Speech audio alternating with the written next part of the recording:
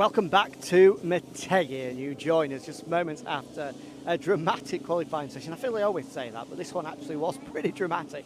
Had a little bit of everything, with the rain starting to fall at the start, and then it dried out. We had laps cancelled, we had title contenders crashing out, we had title contenders who were complaining that they were riding on ice during the opening lap, but then bouncing back. It was a phenomenal one that ended with the third youngest poleman in MotoGP history. For the first time in his career, it's going to be the first of many, Pedro Acosta is on top spot after qualifying. A remarkable lap from the young Spaniard, taking KTM's first, can you believe it, since Portugal 2020, nearly 4 years since the Austrians have had something to celebrate after qualifying. Brilliant stuff from Pedro Acosta, and I've already seen some of you on social media saying, should that lap time have been cancelled for yellow flags? Well, let me tell you exactly what happened. Jorge Martin was going round turn 9 when Pedro Acosta tucked him behind. Martin crashed, not allowing the marshals enough time. There is a leeway there. It is called the yellow flag rule for them to get the yellow flags out, or for the guys in race control to press the button that puts on the yellow flag signals. Now, you might agree, you might disagree with that. One thing that puts a debate to bed, Pedro Acosta's second lap was also good enough for pole position. So even if there was an incredibly agile marshal there at turn 9, able to get that yellow flag out and have that initial lap cancelled, Pedro Acosta's second best lap also would have put him on pole position. So there you go, no complaints. Acosta is your pole man and will start from the top of a MotoGP grid for the very first time in his career. Alongside him, Pecco Bagnaia, who turned things around quite astonishingly. After that first run, he only did one flying lap, came into the box, told his crew chief, Christian Gabarini, I am riding on ice. They changed the rear tyre, clearly an issue with it, put in a brand new one, and all of his problems were fixed. In the end, taking a spot on the middle of the front row of the grid, alongside Maverick Vinales, who, have to say, very good performance as Jake dives through and tries to put me off. I'm in full flow. Don't be putting me off. Hopefully he's got something to cheer about later on as well. But Maverick shouldn't really been able to put an Aprilia on the front row of the grid. It's not their circuit here. It's all about getting the bike stopped, getting the bike turned as quick as possible, and then accelerating. It's stop and go in its nature, which isn't what the Aprilia is all about. But Maverick doing a very, very good job indeed. And I can tell you he was very, very happy with himself in Parc Fermé as well, just describing how weird the conditions were. He said the rain was falling quite heavily on my visor, but I came across the line and saw I'd done a 144 and realised, oh, actually, conditions are pretty good. But he said it was pretty difficult to get the brain ticking over to understand that despite seeing that rain on the visor, you could still throw it in and brake as hard as he would in completely dry conditions with the sun shining. So, very good job indeed for everyone on the front row of the grid. They're going to be very, very happy. Couple of the stories further back, in particular, the World Championship leader Jorge Martin at the start of his second run crashed out at turn 9, leaves him in the middle of row 4 of the grid, and when the weather forecasters are telling us it's going to rain pretty heavily for the sprint later on today, the last place you want to be is mid-pack, mired with everyone else, with spray coming up in your face. Martin has got a huge task ahead of him now. Remember, that World Championship lead is 21 points. Bagnaia in Parc Fermé referenced the fact we've got an opportunity this weekend now with Martin back on the grid where he is. Let's see if Bagnaia can take full advantage of it, and let's see if Jorge Martin can try and salvage something. We've seen Marc Marquez on plenty of occasions come through from row 4.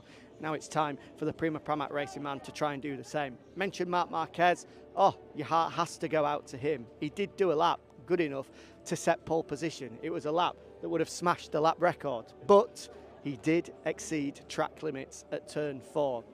It was marginal, it was tight, but the rules are the rules, whether it's by a foot, an inch or a millimetre. If you're on the green, you're on the green. And Marc Marquez was on the green, meaning he's going to have to line up from 9th on the grid with 2 VR46 guys ahead of him on that row 3. Fabio Di Gianantonio in particular, 7 for him. Despite all of the issues he's having with his shoulder, rumours persist that it might well be his final Grand Prix appearance of the season before having surgery in between this Grand Prix and Australia. We'll wait to see if that is the case. Denise, how are you? All good? Yeah, very good, thank you. Thank you. I'm in full flow at the moment, updating everyone on MotoGP qualifying. Second row, of the grid. Enea Bastianini, of course, had a big crash yesterday, bounced back in good style. Brad Binder, fastest yesterday, middle of the second row. Normal circumstances, you would say, good result for Brad, but he's looking up ahead at Pedro Acosta, who has once again been able to better the South African. Area of concern for him going into next year, given the performance that Acosta is able to get out of that KTM at the moment. Second row of the grid in sixth spot is rounded out by, I'm trying to remember, Frankie Morbidelli. There we go. Good job by the Brazilian, because he was able to come through from Q1 earlier on after a very disappointing first day of the weekend. Now suddenly up onto the second row with pretty big contenders behind him in the form of Marc Marquez and Jorge Martin, and I'm sure that Morbidelli will be quietly confident of potentially having a pretty good weekend, which I have to say I wasn't too confident of saying that would be the case 24 or less than that, 12 hours ago. And that just about wraps up everything that happened in qualifying. I hope you are now fully up to speed and aware of the events that took place. Let's see if we can get some reaction. We're walking down towards the Aprilia boxes, but other than Maverick Vinales, who did a spectacular job, would be quite nice if we head back in this direction, shall we? Because this is where the factory Ducati boys are, and the Gas squad is as well.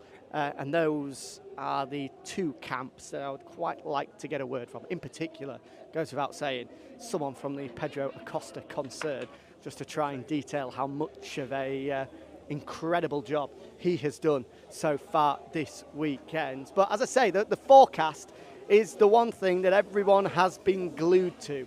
It was raining very, very lightly throughout MotoGP qualifying, not enough to affect the lap times, given the fact that we were able to see a new lap record.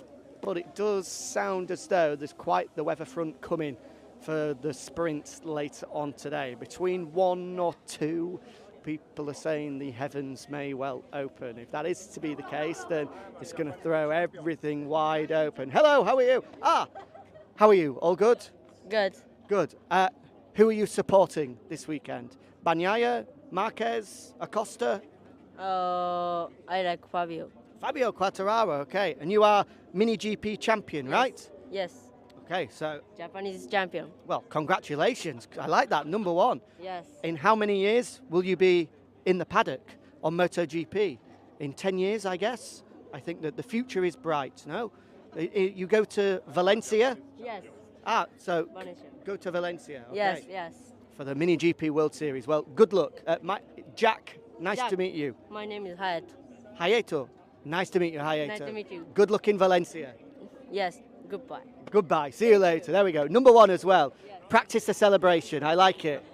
There we go. Hayato, who's the Mini GP champion for Japan, will be coming to the Mini GP World Series in Valencia in a few weeks' time. Good luck to him. Remember that face. That might be one thing in 10, 15 years' time when I've got a few more grey hairs, Hayato's on the MotoGP grid.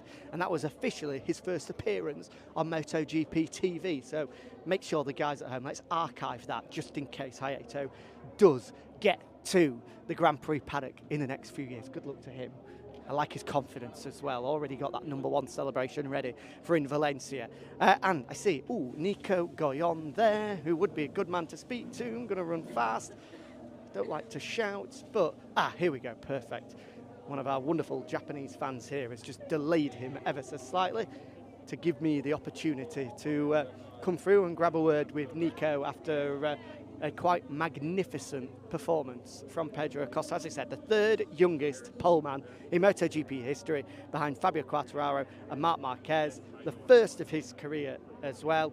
He's been strong all weekend. Nico, very quickly, that was pretty good.